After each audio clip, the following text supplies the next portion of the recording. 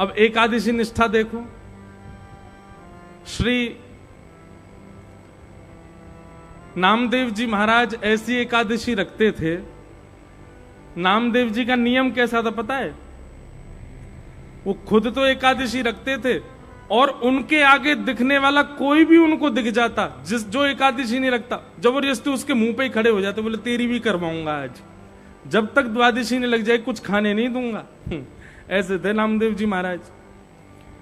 तो एक बार ठाकुर जी उनकी परीक्षा लेने के लिए एक दीनहीन से ब्राह्मण बन के चले गए और द्वार पर जाकर के भगवान धड़ाम से गिरे, एक ब्राह्मण बन के गए। नामदेव जी दौड़ कर गए, ओहो ब्राह्मण देवता है, ब्राह्मण देवता, भगवान क्या हो गया? जल्दी उनको बैठाया, चरण मलने लगे।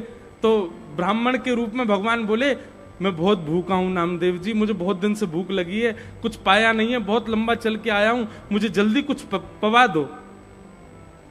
नामदेव जी बोले, आज तो एकादशी है, एकादशी के दिन तो कुछ नहीं पाते। भगवान बोले, अब एकादशी तुम लोग करो भैया, मेरे को काय करवाओ, मुझको जल्दी कुछ पवा दो।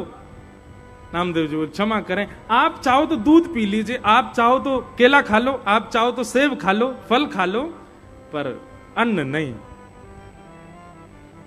ब्राह्मण बोला, मुझे तो अन्न की भूख है। अरे भैया रोटी खवाओ, सब्जी खवाओ, चावल खवाओ। बोले, माफ करना भगवान, आज तो एकादशी, आज नहीं पवा सकता। ठाकुर जी बोलने लगे, मेरे प्राण निकल जाएंगे, अगर मुझे अन्न नहीं खवाया तो मेरे अभी प्राण निकल जाएंगे। नामदेव जी बोले, बहुत अच्छा, प्राण निकल जाए तो एकादशी के दिन प्राण निकलेंगे, सीधे वैकुंठ ही जाओगे, लेकिन अन्न नहीं मिलेगा आपको खाने को। पड़ोसी इकट्ठे हो गए वहां पे, पड़ोसी इकट्ठे होकर के सब कहने लगे, अरे नामदेव तुम एकादशी करो, अपने परिवार से करवाओ, वो बेचारे ब्राह्मण को क्यों मार रहे हो? नामदेव जी बोले, क्षमा करना, आज मैं इनको करने नहीं दूंगा, आज तो इनको एकादशी होके रहेगी इनकी। कोई पड़ोसी आया, ब्राह्मण का हाथ पकड़े, आप मेरे घर चलो, मैं आपको रोटी पवाऊंगा। नामदेव जी चरणों में गिर गए, बोले, जाने भी नहीं दूंगा। अब मुझे पता चल गया है कि ये अन्न खाएंगे तो मेरी एकादशी भी टूटेगी, मैं इनको भी नहीं खाने दूंगा। भगवान इस स्थिति तक में पहुंच गए, बोले कि मेरे प्राण निकलने वाले हैं, मैं बस अंतिम श्वास आ ही रही है, मेरे प्राण निकल ही जाएंगे, नामदेव मुझे कुछ खिला दो। बोले, भैया सब बैठ के भजन करो, आप सीधे वैकुंठ जाना, हाँ आज एकादशी है। पाने को मना नहीं कर रहे हैं, दूध पी लीजिए, केला खा लीजिए, सेब खा, फल खा लो, पर अन्न नहीं। भगवान बोले, अभी तक तो नामदेव पास हो रहा है, लेकिन अब प्राण निकाल के देख ही लेते हैं। और उस दीनहीन से ब्राह्मण के रूप में भगवान ने अपने प्राण निकाल दिए, अचेत होकर गिर गए पृथ्वी पर। जैसे ही अचेत होकर के गिरे, सबने जल डाला, नाड़ी देखी, धड़कन देखी तो अचेत हैं। सब लोग कहने लगे, अरे नामदेव ऐसी एकादशी क्या काम की, एक ब्राह्मण मर गया तेरे द्वार पे आके। नामदेव जी के नेत्र सजल हो गए, लकड़ियां इकट्ठी करके लाए, अपने घर के आंगन में ही चिता बना दी और उस पर ब्राह्मण देवता का शरीर पधरा दिया। ठाकुर जी मनी मन सोच रहे हैं, अरे ये तो इस पर कोई फर्क नहीं पड़ रहा है। लेकिन अंत तो गत्वा नामदेव जी बोले, भैया मेरी वजह से एक ब्राह्मण ने एकादशी के दिन प्राण त्यागे, इसलिए मैं भी इनके साथ जीवित समाधि लूंगा। और नामदेव जी भी चिता पर बैठ गए। जैसे ही अग्नि प्रज्वलित करी महाराज, तुरंत ब्राह्मण के रूप में श्री पंडरीनाथ भगवान प्रकट हो गए। प्रकट होकर के नामदेव जी को हृदय से लगा लिया और हृदय से लगा के बोले, मैं तो परीक्षा ले रहा था तुम्हारी एकादशी निष्ठा की। एक बात बहुत ध्यान से सुनिएगा बंधुओं, एक होता है कट्टरपंथी होना और एक होता है निष्ठावान होना। दोनों में अच्छा क्या है बताओ? निष्ठावान। निष्ठा होना, उसको कट्टरपंथी नहीं कहते। जैसे कई लोग अपने नियम के प्रति बड़े कट्टर होते हैं और वो अपनी कट्टरता में नामदेव जी जैसे बन जाते हैं। नामदेव जी कट्टर थे एकादशी के प्रति, पर उनकी कट्टरता कैसी थी? दूध पी लीजिए, चरणों में गिर गिर के कह रहे हैं, आप फल पा लीजिए, बड़ी प्रसन्न मुद्रा में कह रहे हैं, कोई जबरदस्ती क्रोध में नहीं भर गए कि भाई ये नियम तोड़ दिया, तुमको पाप लगेगा, नरक जाना पड़ेगा, ये नरक जाना पड़ेगा, पाप लगेगा, ऐसा हो जाएगा। ये कट्टर लोग बोलते हैं। निष्ठावान व्यक्ति तो चरण में गिर करके कैसे भी नियम का पालन करवाएगा। निष्ठावान बनिए अपनी परंपरा के लिए, अपने हिंदू वैदिक सनातन धर्म के लिए, अपने जिस गुरु परंपरा में हो उसके लिए निष्ठावान रहो, कट्टरवान नहीं कि जबरदस्ती किसी को पकड़ करके आप उसके लिए वो करवाओ और उसको गुमराह करके, उसको अनर्गल बातें बता करके उसके पंथ से उसको दूषित कर दो। ये कट्टरपंथी होना तो महापाप है। आजकल कई जगह हो रहा है, पंजाब में भी हो रहा है। उनके स्वयं के धर्म का रूप तो बहुत गंदा दिखा देते हैं और फिर दूसरा बहुत अच्छा दिखाते हैं। इस तरफ आ जाओ, ये बहुत अच्छा है। बोले भाले लोग धन के लोभ में, आदि आदि लोभ में अपने उसको छोड़ के चले जाते हैं। इस प्रकार की क्रिया करने वाले लोगों के लिए नरक में बैठे हैं यमराज जी। निष्ठावान रहो। कट्टरपंथी ने, निष्ठावान व्यक्ति चरण में पड़ा रहेगा, अपने निष्ठा का पालन करेगा, किसी अन्य से करवाने का प्रयास अगर उसकी इच्छा होगी तो करवाएगा, नहीं तो नहीं। निष्ठावान बनो अपने धर्म के प्रति, गुरु के प्रति, अपने भावों के प्रति, कट्टर नहीं।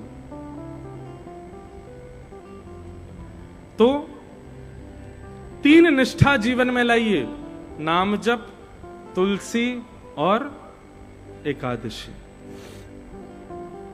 3 निष्ठाओं का पालन करो। और अब यहां से आगे भागवत में रास पंचाध्याय शुरू होता है। सब लोग बिल्कुल मेरुदंड सीधा करके बैठो अपना और बहुत ध्यान पूर्वक सुनिएगा। देखो कैसे सब सो गए थे, मानो ऐसा लगा फसल सो गई थी, खड़ी हो गई फिर से। बोलो वृंदावन बिहारी लाल की जय। अब हम रास की कथा में प्रवेश कर रहे हैं। रास पर भी बहुत प्रश्न चिन्ह उठाते हैं लोग। भगवान ने रास विहार किया महाराज, इतनी सारी गोपियों के संग किया, हम 2-4 के संग ही करके देख लें। व्यक्ति कितना कितना कितना नीच हो जाता है कई बार। मतलब भगवान की लीलाओं से तुलना करके अपने सुख को भोगना चाहता है। महादेव भी तो पी लेते थे, हम भी भांग पी लिया करें तो क्या हो जाएगा। कहां लिखा महादेव ने भांग पी? हां ये जरूर लिखा है कि महादेव ने विष पिया था।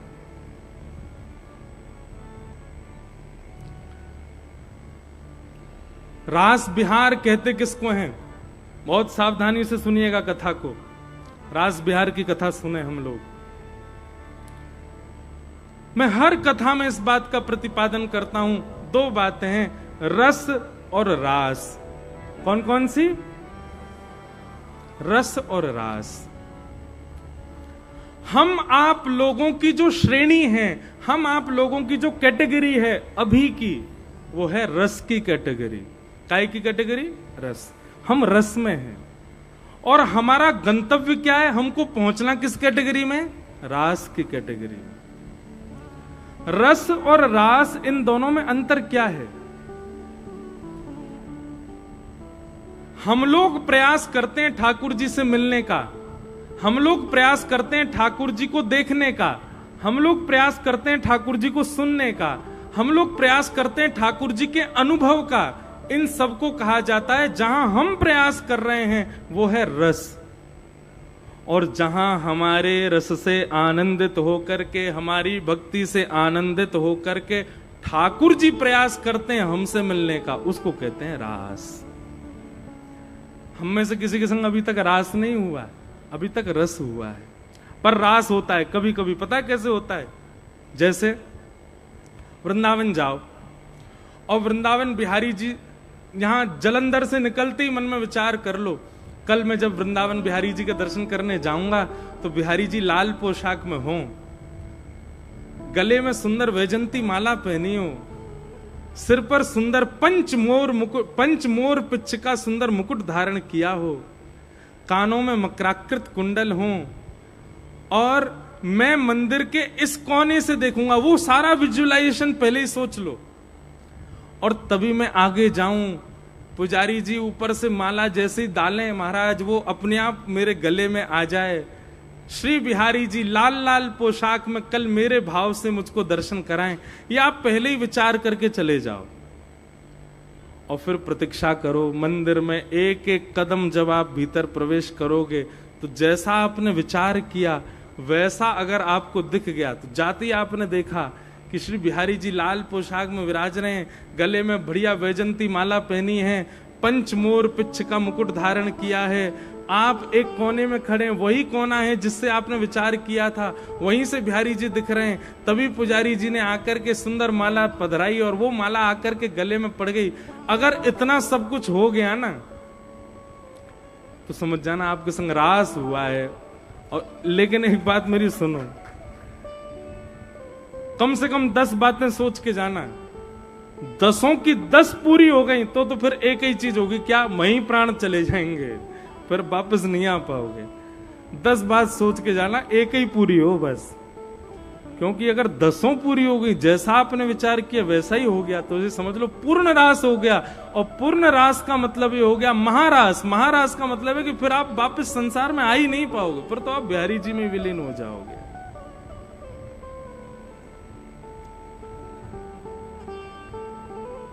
रस और रास, जहां आप प्रयास करते हो ठाकुर जी से मिलने का, वो रस है। और जब ठाकुर जी प्रयास करते हैं आपसे मिलने का, वो रास है। अभी हम रस की स्थिति में हैं, हमें रास की स्थिति में पहुंचना है, हमें रास के भाव में जाना है।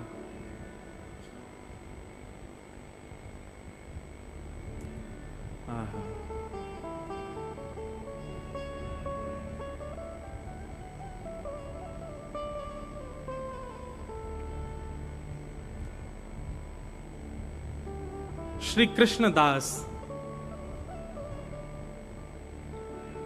भगवान के अष्ट सखाओं में एक सखा।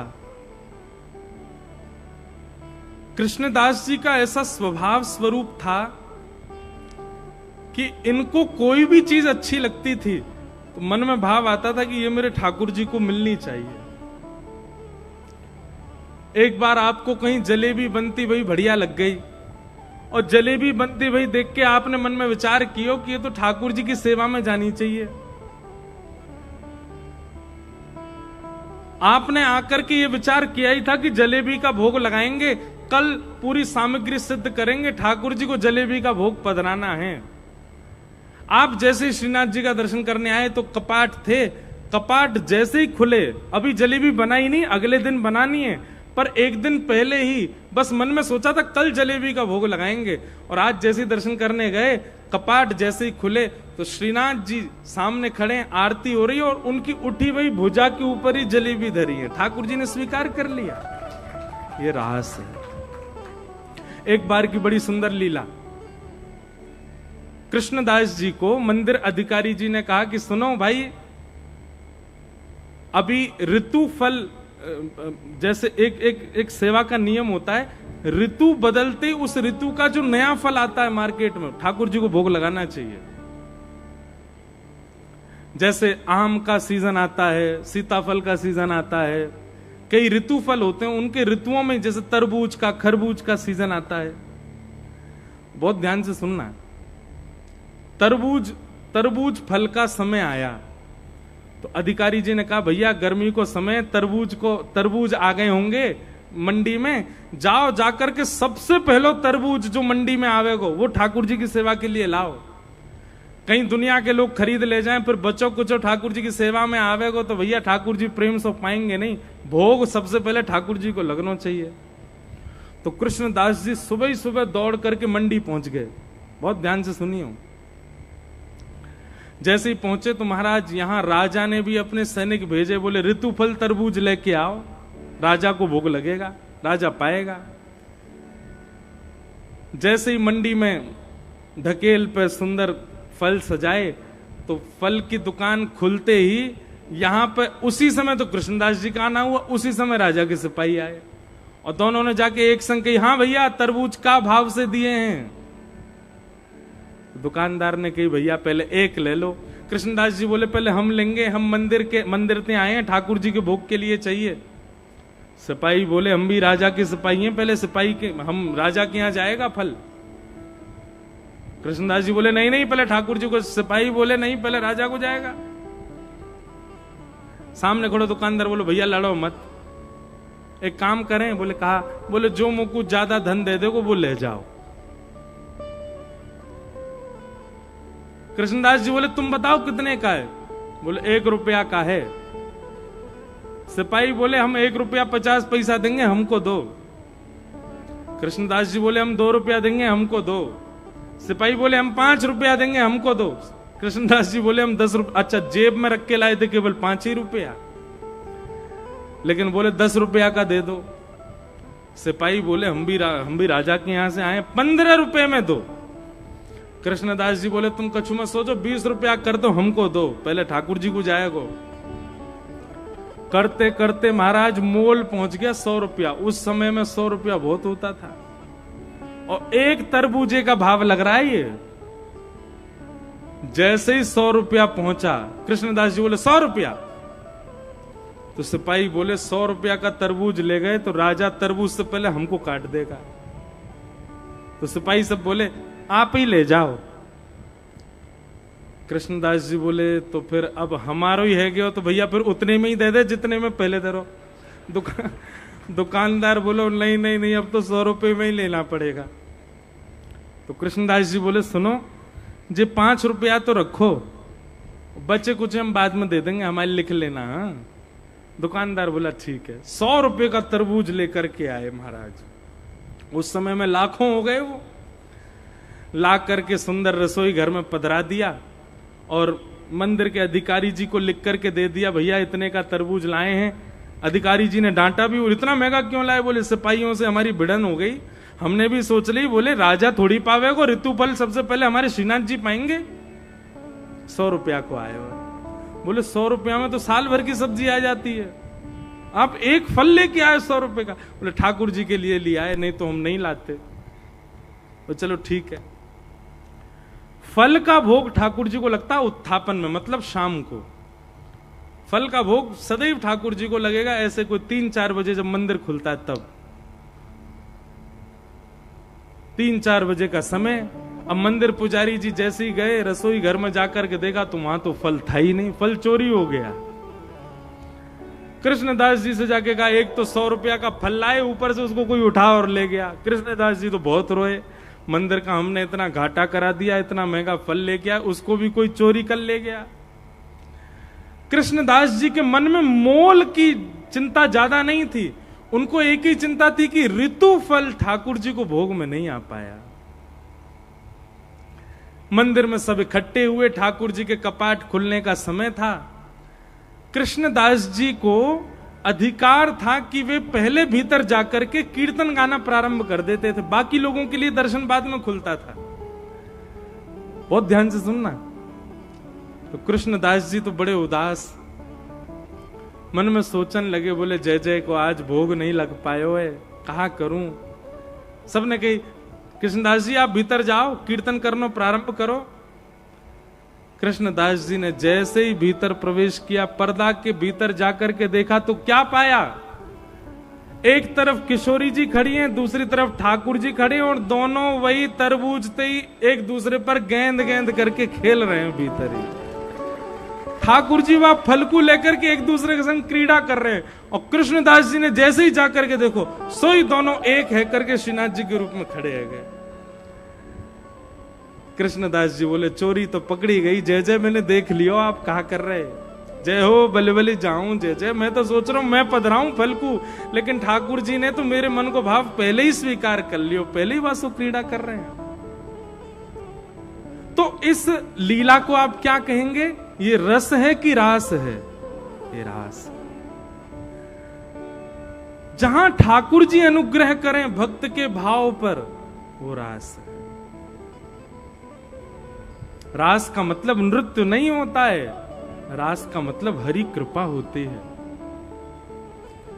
ब्रज की गोपियों के साथ नाचे नहीं है ठाकुर जी, तो हर गोपी को इतना समय दिया है, हर गोपी को इतनी प्रधानता दी है जितनी प्रधानता किशोरी जी को देते हैं ठाकुर जी।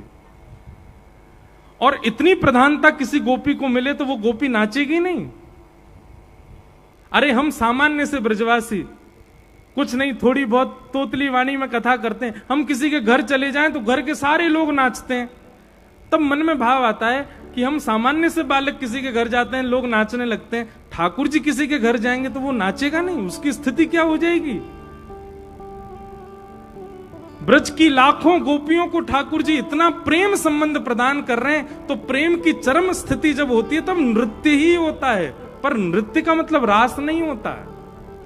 रास का मतलब भगवान के द्वारा भक्त से मिलन, वो रास। समझ में आई बात?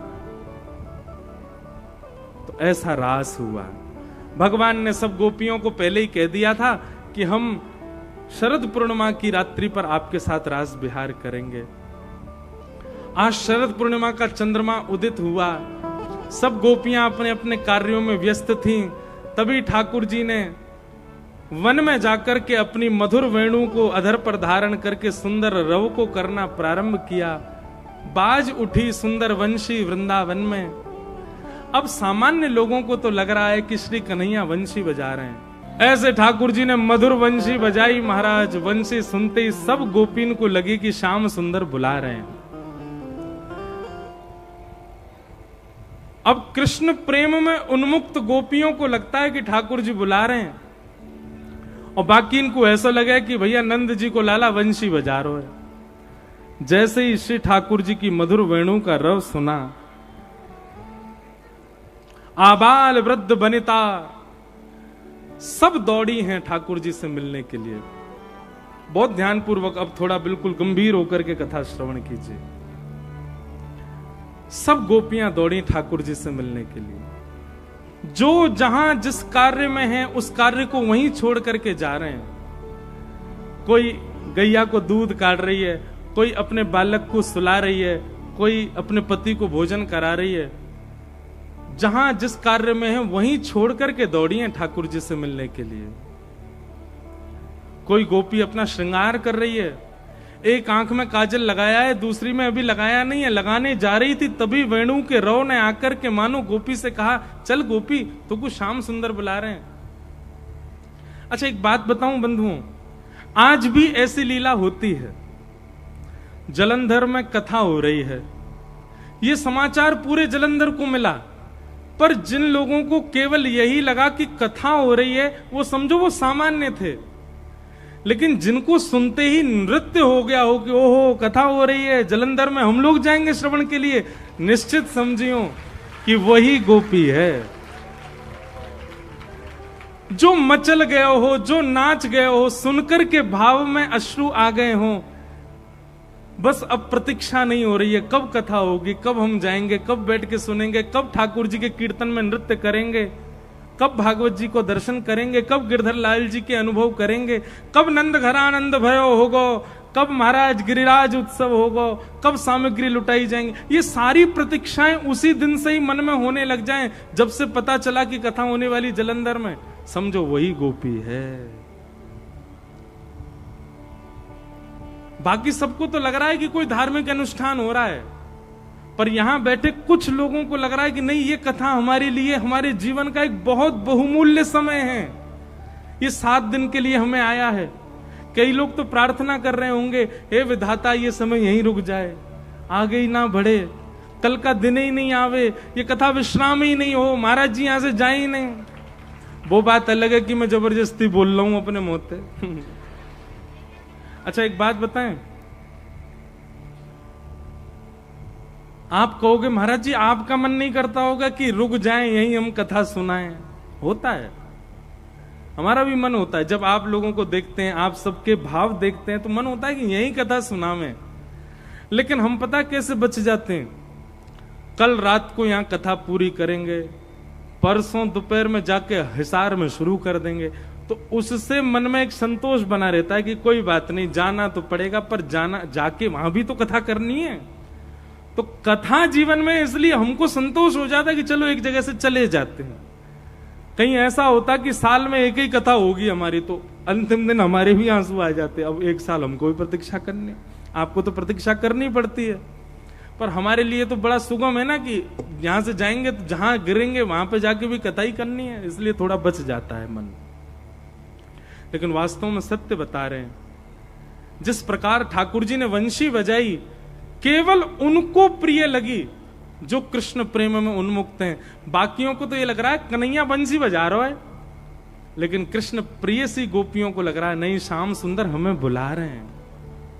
कथा भी ऐसी है, कई लोगों के लिए कथा मनोरंजन है, कई लोगों के लिए कथा नाचने का साधन है, कई लोगों के लिए कथा प्रसाद मिलता है बाहर उसके लिए आते हैं, कई लोग लंगर पाने के लिए आते हैं, कई लोग समय काटने के लिए आते हैं, पर यहां कई लोग केवल कथा के लिए आते हैं। वही वास्तविक गोपी है।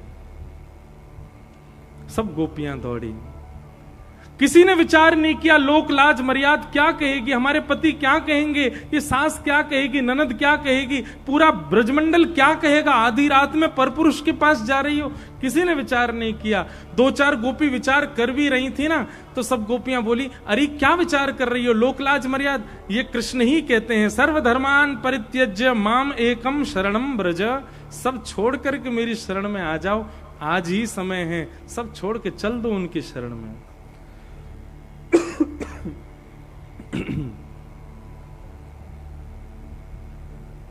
सब गोपियां आ गई। गोपियों की स्थिति कैसी है, किसी के केश बिखरे हैं, किसी के वस्त्र अस्त व्यस्त हैं, किसी के नेत्र में काजल लगा है दूसरे में है ही नहीं है, किसी के होठ वाली चीज आंखों में लगी, आंख वाली होठ में लगी है, अस्त व्यस्त श्रृंगार में गई हैं गोपियां, और सब प्रेम भर के श्री कृष्ण को निहार रहे हैं। बंधुओं, ये गोपियां स्त्रियां नहीं हैं, ये सब पूर्व जन्म के संत हैं। प्रभु श्री राम इनसे मिल नहीं पाए थे, प्रभु श्री राम ने इन सबको आश्वासित किया था कि आप सब मेरा स्मरण करके इस जन्म में प्राण त्यागेंगे, अगले जन्म में द्वापर में ब्रज की गोपी बन के आएंगे और मैं ही कृष्ण बन के आऊंगा, तो आप सब लोगों के साथ एक प्रियतम के भांति रास विहार करूंगा। ये सब गोपियां ठाकुर जी को युगों से भज रही हैं, एक युग की नहीं है ये। सब गोपियां ठाकुर जी के आगे आके खड़ी हो गई। अच्छा, एक और बात, भगवान के रास विहार में गोपियों की उम्र कितनी है? तो कहते हैं आबाल वृद्ध बनेता। ठाकुर जी से भी एक आध साल छोटी गोपी भी। ठाकुर जी कितने साल के हैं? 7 वर्ष के ठाकुर जी ने गिरिराज जी उठाए, वहां से एक वर्ष बाद की बात है, तो लगभग ठाकुर जी 7.5-8 वर्ष के हैं। तो सबसे छोटी गोपी जो रास विहार में है वो उसकी आयु होगी 6 वर्ष की, और सबसे वृद्ध गोपी जो है वो इतनी वृद्ध भी है जिसको 4 गोपी और उठा के लाई हैं, जो बिल्कुल मरणासन अवस्था में है। और 6 वर्ष की गोपी से लेकर के 120-130 वर्ष की गोपी, सब गोपियां श्री कृष्ण को अपना प्रियतम मानती हैं। ये काम लीला नहीं है, ये प्रेम लीला है। ये काम कैसे हो सकती है?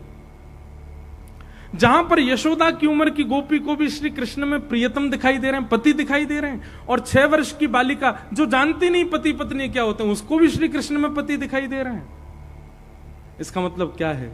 ये पूर्व से ही जानती हैं कि ये परमात्मा है। केवल विहार के लिए, केवल लीला के लिए रास कर रहे हैं, बाकी अंदर की सब जानते हैं कि ये परमात्मा है। गोपी गीत में गोपियों ने कहा है,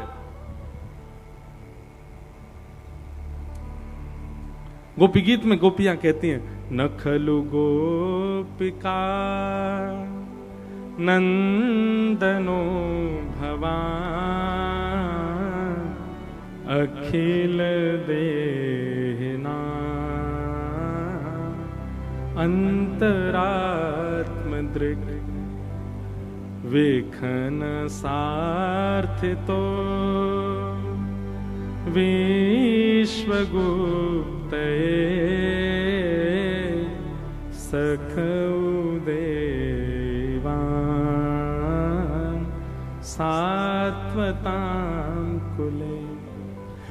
जब भगवान अंतर ध्यान हो गए तो गोपियां कहती हैं, हम सब जानते हैं श्री कृष्ण, आप कोई नंद जी के लाला नहीं हो, आप कोई देवकी के पुत्र नहीं हो। भगवान बोले, इनको मेरी पोल पट्टी पता है क्या? तभी गोपियां क्या कहती हैं, न खलु गोपिका नंदनो भवान। बोले तो फिर कौन है आप? बोले अखिल देहिना अंतरात्म दृग। आप संपूर्ण ब्रह्मांड के चित्त में रहने वाले साक्षात परमात्मा परमेश्वर हो। हम जानती हैं कि आप परमात्मा हो, और पता चल जाए कि परमात्मा वहां प्रकट है तो कौन मिलने नहीं जाएगा उनसे, कौन उनके पास नहीं जाएगा। मन चले लोगों ने बात बना दी कि बताओ गोपियों के साथ भगवान रास विहार कर रहे हैं। गोपियां जानती हैं कि वो परमात्मा है।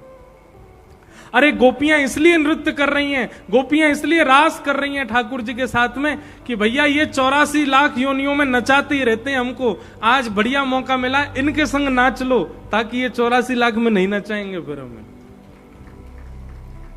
भाई एक बात सुनो, दफ्तर में चक्कर किसको मारने पड़ते हैं? सरकारी ऑफिसों में। जिसकी सरकार में ज्यादा कम पहचान हो, जिसकी ऑफिस में, दफ्तरों में, सरकारी दफ्तरों में पहचान नहीं होती, बेचारे उसको लाइन में भी लगना पड़ता है, उसको बार बार जाना भी पड़ता है, काउंटर क्लोज हो जाते हैं, कभी लंच हो जाता है, फिर जाना पड़ता है।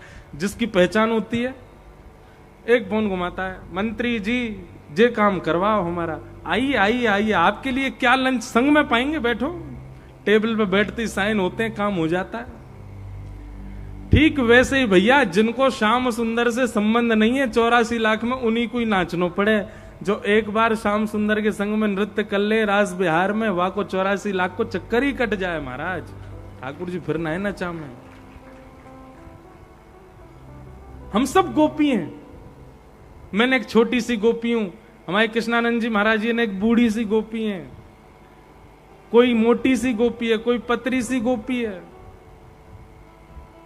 कोई कारी सी गोपी है, कोई गोरी सी गोपी है, हैं सब गोपी।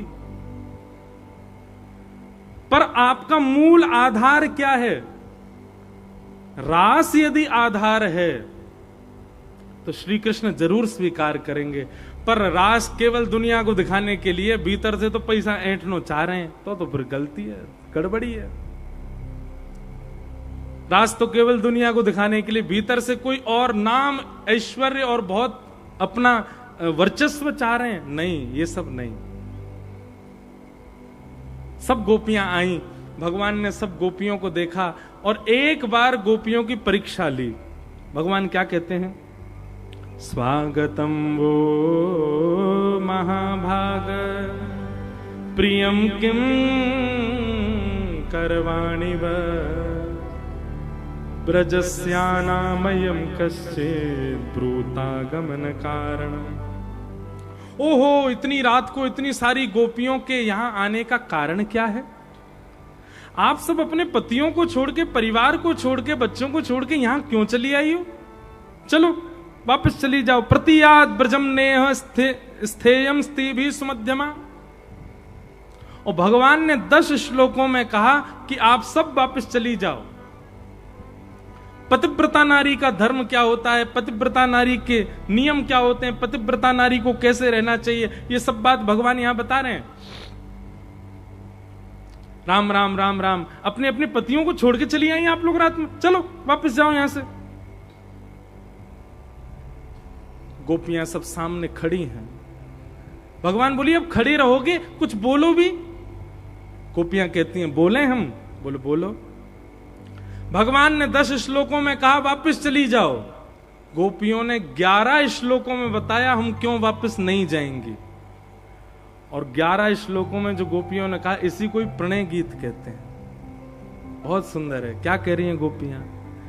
मैवं विभोरहति भवान गदितुं नृशंसं संत्यज्य सर्व विषयांस्तव पादमूलम् भक्ता भजस्व दुर्वाग्रहमात्यजास्मान् देवो यथादि पुरुषो भजते मुमुक्षुम्। कन्हैया आप हमसे कह रहे हो वापस चली जाओ, और खुद ही अपने प्रवचनों में कहते हो कि सर्व छोड़ करके सारे विषयों का त्याग करके मेरी एक की शरण में आ जाओ, और आज जब हम सब छोड़ छाड़ करके आपकी शरण में आ गई हैं तो हमसे कह रहे हो वापस चले जाओ। गोपियां अगले श्लोक में कहती हैं, बहुत ध्यान से सुनना, कन्हैया हम आपसे प्रेम करती हैं, लेकिन हमारे प्रेम को कदापि आप ऐसा मत समझ लेना कि हम आपको छूना चाहती हैं, हम आपको देखना चाहती हैं, हम आपसे मिलना चाहती हैं, या ये चाहती हैं कि आप हमारे पास बैठे रहो। हमारा प्रेम कैसा है कन्हैया, हमको कभी दिखना मत, हमको कभी छूने देना मत, हमको कभी सुनाई मत देना, बस हमारे चित्त में ये विश्वास प्रकट करवा जाओ कि जितना हम तुम्हें चाहती हैं तुम भी हमसे प्रेम करते हो। बंधुओं, आपका नहीं पता पर हमारी तो एक ही इच्छा है। हम अपने गिरधर लाल जी से कहते हैं, लाल जी कभी हमारी कथा आदि के भाव से कभी आपको प्रकट है की इच्छा हो ना, तो बस इतनी कृपा करियो, प्रकट है के केवल इतनो बोलियो कि हाँ भैया मैं भी तोय अपनो ही मानू, बस इतनो कह के फिर अंतर ध्यान हो जाना, रुकना नहीं पास में। क्यों? क्योंकि ठाकुर जी कहीं आप रुक गए तो देखते देखते कहीं मेरे नेत्रों की इच्छा पूरी ना हो जाए, कहीं आपको सुनते सुनते मेरे कानों की इच्छा पूरी ना हो जाए। मैं चाहता हूं मेरा सर्वांगीण अंग जो है ये अपूर्णता का अनुभव करे, ये सदा तड़पता ही रहे। अरे जीव को पानी पिला दिया जाए, प्यास बुझते ही जीव ये विचार नहीं करती कि फिर पात्र में पानी बचा है, उसको छोड़ देती या फेंक देते हैं। पानी का मूल्य तब तक ही पता होता है जब तक प्यास होती है कि हे नाथ आप बस हमारे भजन से प्रकट होके, एक क्षण प्रकट होके केवल इतना कह जाना, हाँ भैया तू भी मेरो ही है, बस इतना विश्वास देकर के फिर आप अंतर ध्यान हो जाना, रुकना नहीं मेरे पास। यही बात गोपियों की भी है।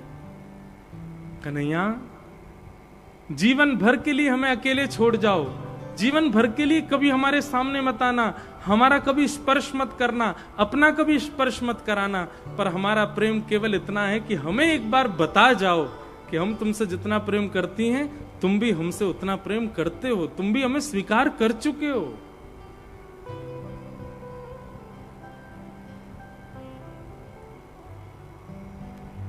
गोपियों का प्रेम सुनते सुनते ठाकुर जी अत्यंत प्रसन्न होते जा रहे हैं।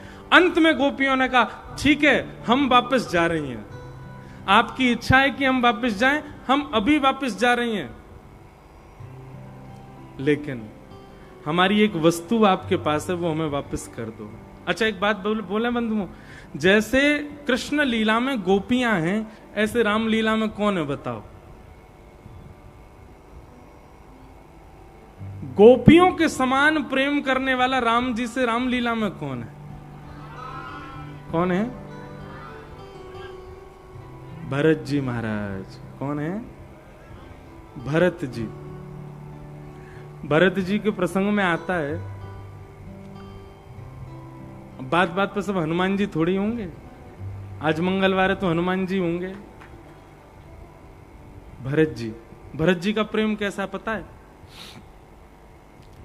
जब राम जी वन को चले गए और भरत जी आए चित्रकूट वापस ले जाने के लिए, तो प्रभु श्री राम से बोले भैया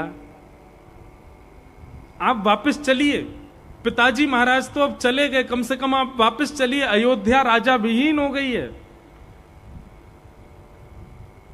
तब राम जी कहते नहीं नहीं पिता की आज्ञा का पालन मुझे करना है, 14 वर्ष रह करके ही मैं आऊंगा। तुरंत भरत जी महाराज खड़े होकर के बोले पिताजी की आज्ञा का पालन कर रहे हैं, राजा की आज्ञा का पालन कर रहे हैं, तो पिताजी के पधार जाने पर मतलब राजा के पधार जाने पर उनका ज्येष्ठ पुत्र राजा होगा, और ज्येष्ठ पुत्र वन में गया हुआ है तो ज्येष्ठ पुत्र के बाद ज्येष्ठ पुत्र हूं मैं, यानी कि मैं राजा हूं अयोध्या का, तो अयोध्या का राजा होने के नाते आपको आज्ञा करता हूं वापस चलिए। आप बड़ी आज्ञा मानने पर विश्वास करते हैं, एक राजा की आज्ञा मान करके वन आए हैं, उसी गद्दी के दूसरे राजा की आज्ञा मानिए, वापस चलिए। तो जब भरत जी ने यह बात कही तो राम जी शांत हो गए, बोले बात तो सही है, इस वक्त यदि देखा जाए मैं तो वनवासी हूं, मेरी जगह पिताजी का उत्तराधिकारी यही है और ये राजा है तो इसकी आज्ञा मुझे माननी चाहिए। तो राम जी ने वशिष्ठ जी आदि गुरुओं से पूछा, आप लोगों का क्या मत है? बोले भरत जी बिल्कुल ठीक कह रहे हैं, अब ये राजा हैं अयोध्या के, इनकी आज्ञा आपको माननी चाहिए। ये पूर्व राजा की आज्ञा को निरस्त करते हैं, अपनी आज्ञा दे रहे हैं कि आप वापस चलो।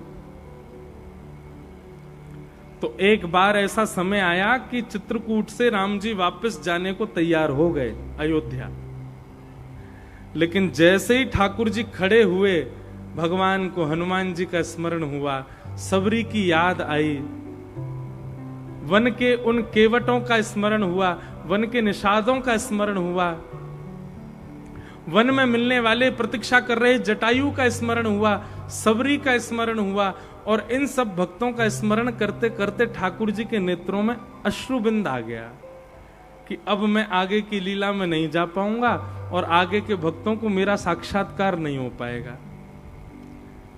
भरत जी बड़े प्रसन्न थे कि राम जी वापस लौट के चल रहे हैं, लेकिन भरत जी ने एक बार देखने के लिए कि देखो तो सही राम जी को कैसा लग रहा है, पीछे मुड़ करके देखा तो राम जी के चेहरे पर थोड़ी शुष्कता है।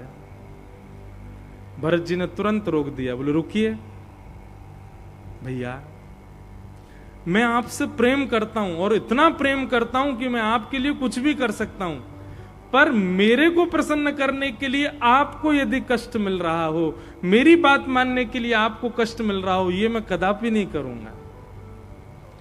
अब मेरा यही निर्णय है कि आप वन में ही रहिए, क्योंकि आपको उसी में सुख है। मैं 14 वर्ष बिना आपके काट लूंगा, पर याद रहे 14 वर्ष से एक दिन भी ज्यादा हुआ प्राण त्याग दूंगा मैं। और भरत जी महाराज ने राम जी को प्रणाम किया और कहा वापस जा। ये सामान्य बात नहीं थी। भरत वो हैं जो राम जी को देखे बगैर जलपान भी नहीं करते हैं। असली वनवास राम जी का नहीं, भरत जी का हुआ था।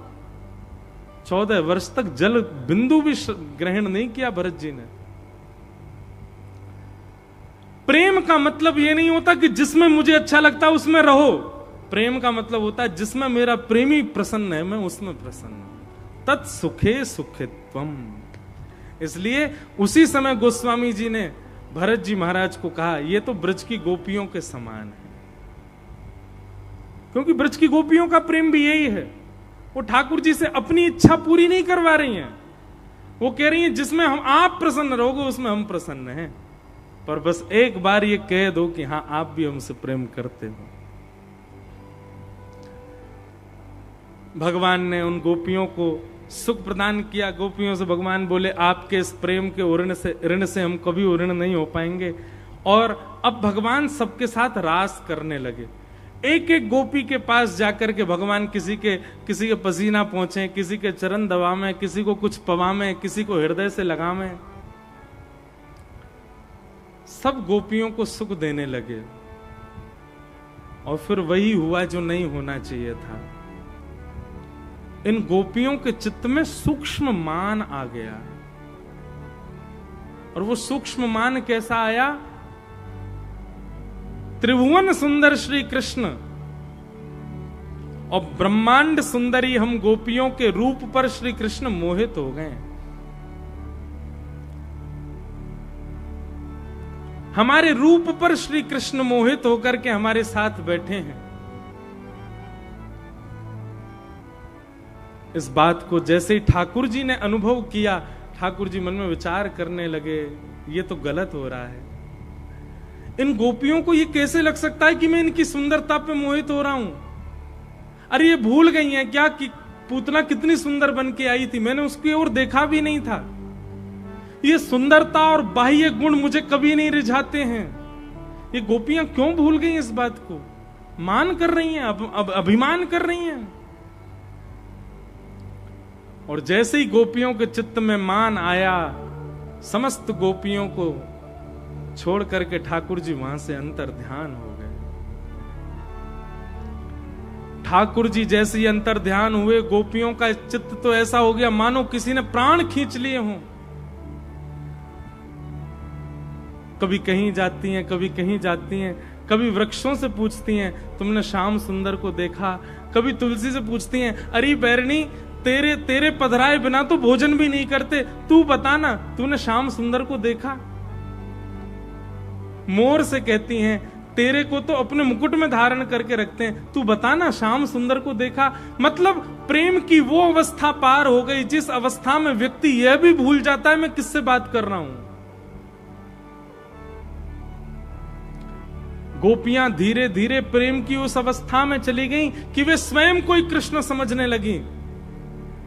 ढूंढते ढूंढते ढूंढते एक गोपी त्रिभंग लली हो जाती है और कहती है, मैं ही श्री कृष्ण हूं, आओ सब मेरे समीप आ जाओ। सब गोपियां दौड़ी दौड़ी जाती हैं। थोड़ी देर में वो भूल जाती है, अरे मैं कृष्ण नहीं, मैं तो गोपी हूं।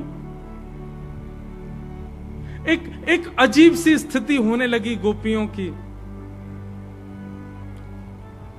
बस अब एक स्थिति होनी बाकी थी, प्रेम की 10वीं अवस्था पार होने वाली है और 10वीं अवस्था पार होते ही प्रेमी की स्मरण में प्रेमी जो होता है वो पिघलने लग जाता है। जैसे महाप्रभु जगन्नाथ पिघल गए ब्रजवासियों की याद में। जैसे ही गोपियां 10वीं अवस्था में पहुंचने लगीं, तभी ठाकुर जी ने विचार किया कि इन गोपियों पर अनुग्रह करना है, पर मैं स्पष्ट नहीं जाऊंगा, पहले इनका मान दूर होना चाहिए। तभी उन गोपियों के मध्य में श्री वृषभानु नंदिनी हमारी प्यारी श्री किशोरी जी प्रकट हो गई। यमुना जी के तट पर किशोरी जी के चरणों में सब गोपियां बैठी हैं और किशोरी जी से कह रही हैं, देखो ना किशोरी जी, अर्धरात्रि में हमको हमारे घर से बुला करके रास विहार करते करते ठाकुर जी अंतर ध्यान हो गए, हमको अकेले छोड़ करके चले गए। एक बात सत्य है, ठाकुर जी सब पाना चाहते हैं ठाकुर जी को, पर ठाकुर जी थोड़े से नटखट हैं। अपना प्रेम तो दे दें, थोड़ा सामीप्य तो दे दें, पर टिके ना आए। इनको टिका के अपने चित्त में धारण करके रखना है ना, तो भैया पहले श्री जी को आवाहन करो। जहां श्री जी विराजमान है जाएंगे वहां ये दौड़े दौड़े आवेंगे, वहां इनको आनो ही पड़ेगा, इनको विराजनो ही पड़ेगा। या हमारे ठाकुर जी ने ये गोपियों के चित्त में मान उत्पन्न, बंधुओं ये सारी लीला हमको समझाने के लिए हो रही है। हम सब रास बिहार की तरह गोपियों की तरह ठाकुर जी के पास चले गए और ठाकुर जी के पास जाके ठाकुर जी के संग लीला करने लगे। ठाकुर जी ने हम पे अनुग्रह कर दिया, जैसे कुम्मन दास, जैसे सूरदास, जैसे कबीर दास के संग लीला करते हैं वैसे हमारे साथ लीला करने लग गए ठाकुर जी। तो ठाकुर जी हमको संकेत कर रहे हैं कि तुम्हारे चित्त में मान आ जाएगा जैसे गोपियों के चित्त में आ गया। तो बोले क्या करें?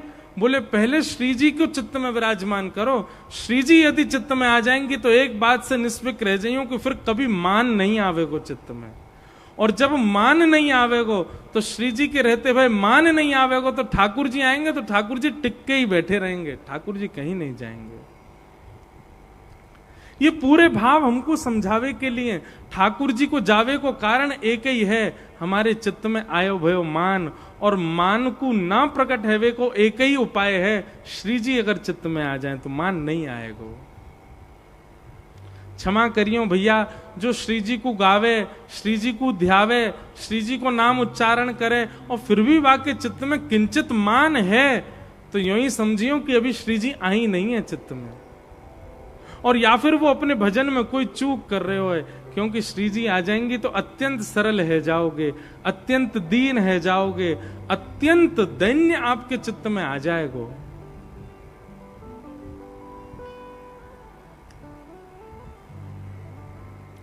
सब गोपियों ने श्री जी का स्मरण करते हुए गोपी गीत गाया। जयते तेधिकम जन्मना ब्रजः श्रयत इंदिरा सस्वदत्रहि दैत दृश्यता दीक्षुतावक स्वयि धृता सब स्वाम विचरते। गोपियों ने गोपी गीत गाया और गोपी गीत विश्राम करते ही रुरुदु स्वस्वरम राजन कृष्ण दर्शन लालसा। कृष्ण दर्शन लालसा में गोपियों ने जैसे ही रुदन करना प्रारंभ किया, गोपियों को रुदन देखते ही ठाकुर जी स्वयं को रोक नहीं पाए और भरे गोपियों के समाज में पीतांबरी पहन करके अंतर ध्यान हुए श्री कृष्ण पुनः प्रकट हो गए। बोलो रास रासेश्वर भगवान की।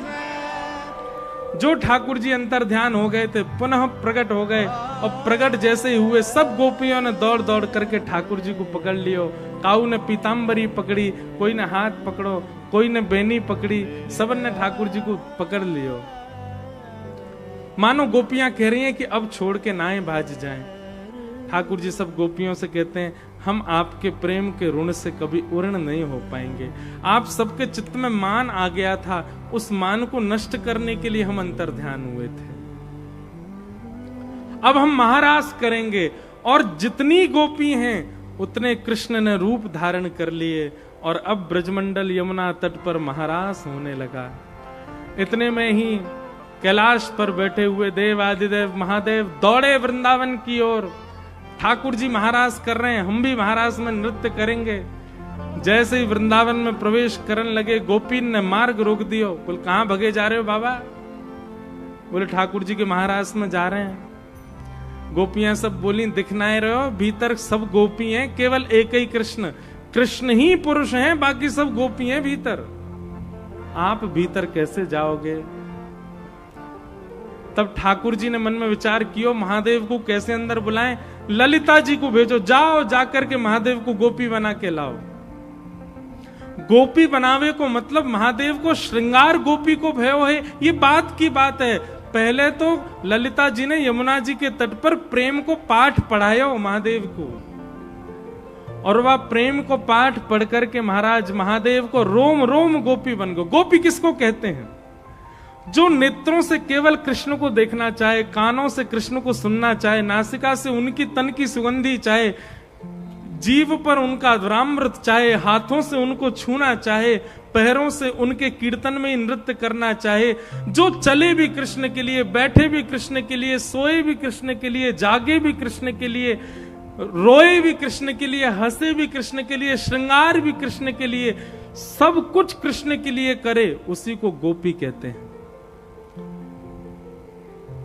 आपका एक भाव भी यदि संसार के किसी व्यक्ति को प्रसन्न करने के लिए है तो क्षमा करें, आप गोपी नहीं हो, पर आपकी प्रत्येक स्थिति कृष्ण के लिए है तो आप ही गोपी। जब रोम रोम कृष्ण बन गया महादेव का, तब श्रृंगार भी गोपी का हुआ। आंखन में काजर लगायो, होठन में लालिमा लगाई, गले में नवलखा को हार पहनो है, सर्प को दूर कर दियो, बिच्छू दूर कर दिए, कातर दूर कर दिए, बागंबर की जगह सुंदर महाराज घेरदार लहंगा पहनो, ऊपर चुनरी डाल करके अपनी जटा जूटन को खोल करके महाराज वृंदावन में प्रकट है गए। बोलो गोपेश्वर महादेव की। गोपी बनकर के महादेव प्रकट हो गए। आहा, जैसे ही गोपी बनकर के आए तुरंत गोपियों ने मार्ग प्रदान कर दिया, जाओ महादेव अब आप रास के अधिकारी हो। और भगवान श्री कृष्ण गोपेश्वर महादेव को हाथ पकड़ करके उनके साथ नृत्य कर रहे हैं। लाखों गोपियां हैं, लाखों कृष्ण हैं। अब महादेव को जाते देख ब्रह्मा जी से भी नहीं रुका गया, चंद्र से भी नहीं रुका गया, सूर्य से भी नहीं रुका गया, सब गोपी बन बन करके आ गए वृंदावन में।